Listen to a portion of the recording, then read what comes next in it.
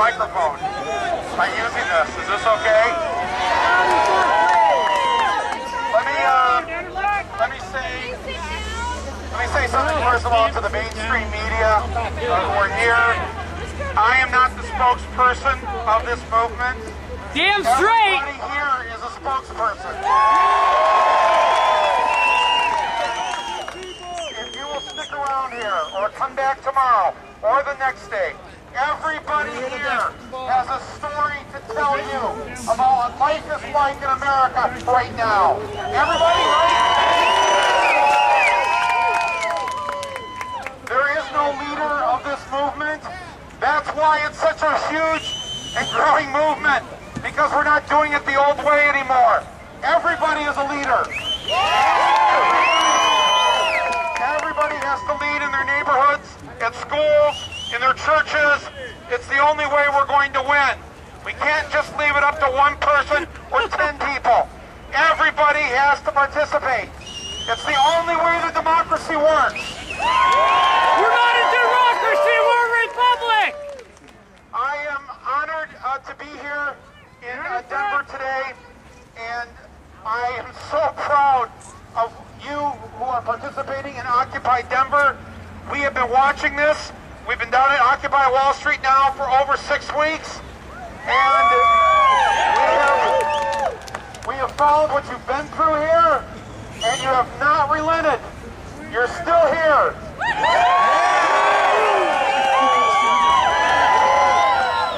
You already have 59% of the American people.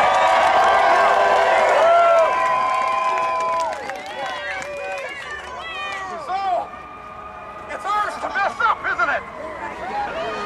Right?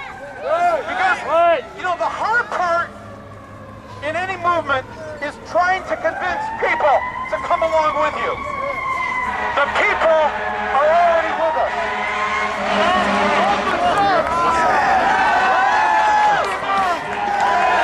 Make America!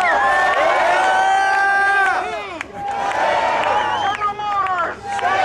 Exxon Mobil! General Electric! Fox News! How much stock do you own in each of those companies? They got too greedy. For many years, we were willing to tolerate just plain old greedy. We didn't like it, but we didn't do anything about it. And I guess that sent the wrong message to them. I guess I told them that, well, they're not doing anything about this greed. Let's do some more greed. And they kept taking and taking and taking.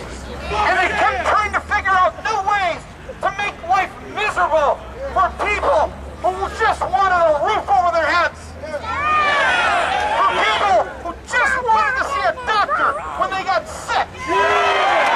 For students who just wanted to go to school. Without having a debt on their back at 22 years old. And they kept thinking, this is how we do it. We screw people out of their homes. We don't let them go see a doctor. Or if they have insurance, let's make sure we don't pay the bill. Let's make these students servants at 22 years old.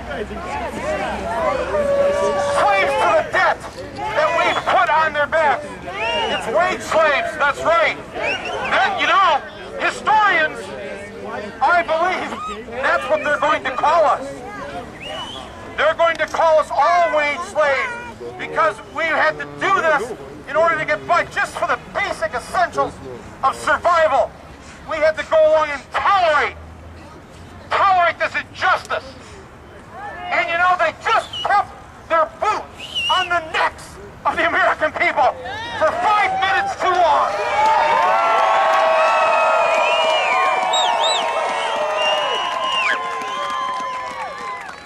You have to believe that the bankers and the Wall Street hedge fund guys are thinking tonight, shit!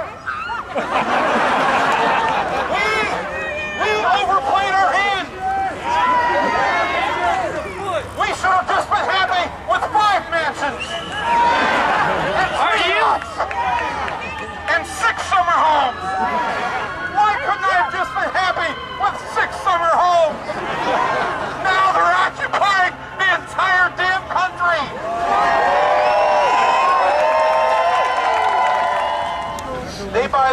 politicians, and this is true.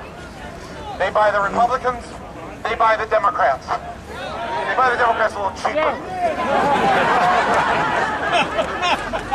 But they're all at the same trough.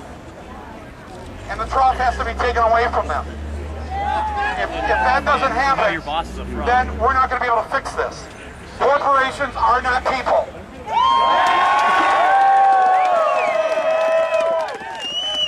And as somebody said, that until Texas executes a corporation, I will not say that they are people. Whoever said that, I thought that was very funny. But here's my point that I want to make. Even though they've got the money, you know, Martin Luther King knew that the sheriffs had more dogs, had more hoses, had more guns. Didn't matter. It didn't matter. The women who started the early feminist movement in the 1800s, who thought women should have the right to vote. Imagine what they were up against. They wanted an amendment passed to the Constitution, and not a single woman would get to vote on that amendment. That must have seemed like a huge mountain. How are we ever going to get over that mountain? Because only men can vote. And yet they did it. Nobody sat around saying, well, no, we have no votes. We have no votes. How are we going to get the right to vote? We have no votes. How are we going to have civil rights? They've got the guns. How are we going to have civil rights? Don't fall into the trap of saying, they've got the money, they buy these elections. Yes, of course, but they don't have one thing. And that's the Constitution of the United States still says one person, one vote.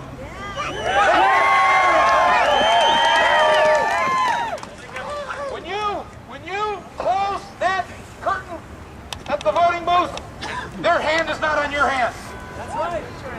And the richest 400 Americans who own more than 150 million Americans combined. They must, I'm sure they feel really good that they can buy any politician. But when it comes to election time, they only have one vote per person. There are only 400 votes.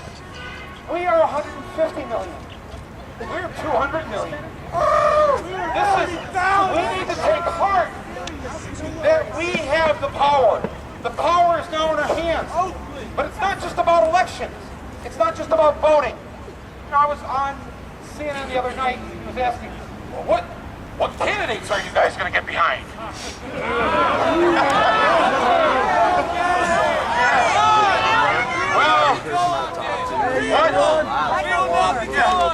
What Senate bill? What Senate bill are you going to get behind? And I said, Anderson. It's a guy with two last names. I said, Anderson, you're trying to think the old way.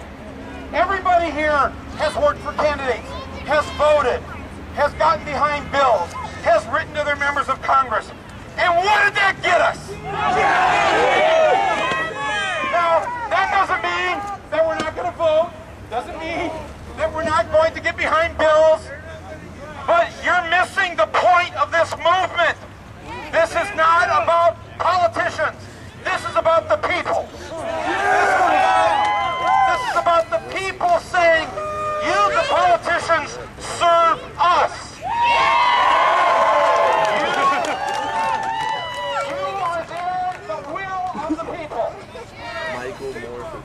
You will no longer serve the 400. If you do, you will be removed.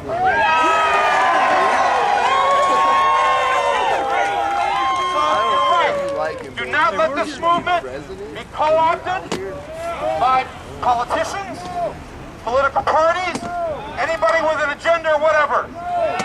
Everybody is an equal in this movement. Everybody is a participant in this movement. When does your Occupy movie come out? I'm not. How much money are you going to make off of it? I'm not making enough to get you up to the 400? Freedom of speech. I think, is it okay to say that I've been making Occupy movies for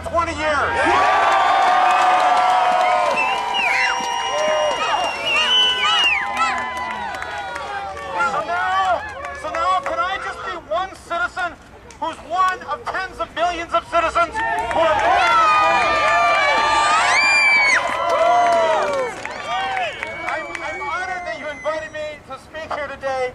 In New Nobody York, I invited just you. stand in the General Assembly along with everyone else. I wait my turn and I use the human microphone. So I'm a little uncomfortable with this device, but I'm grateful that you gave me this time to say a few words and to hopefully give you some hope that you are on the right track. You've got the American people behind you. The people who think this is going to fail, they think the winter is going to kill it. That's not going to happen. When they say, why aren't you occupying D.C. or Congress? The answer is, those people in that building are the employees of Wall Street.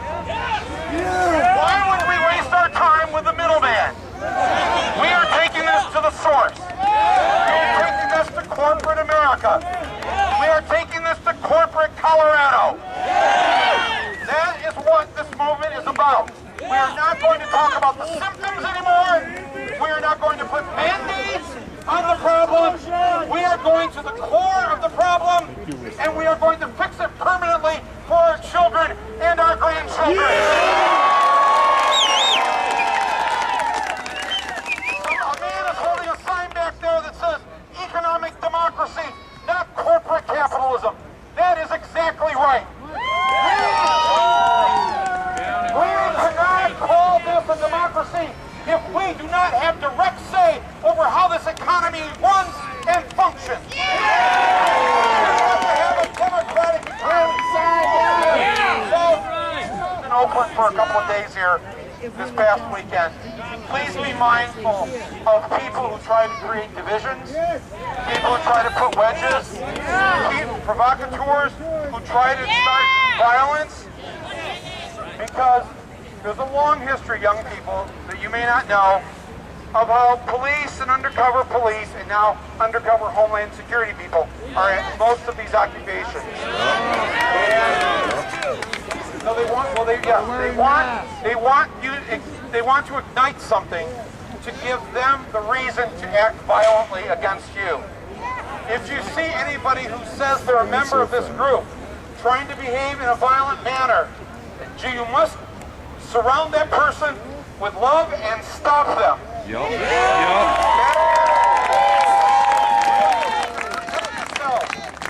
Because those in power are scared shitless of us.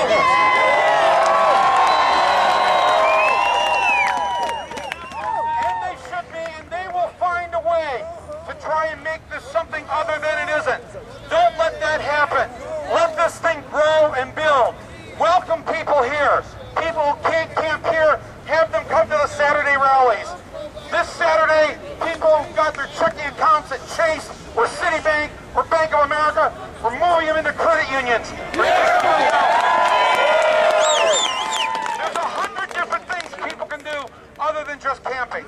So please encourage people to do whatever they can do. And now they're telling me I have to go.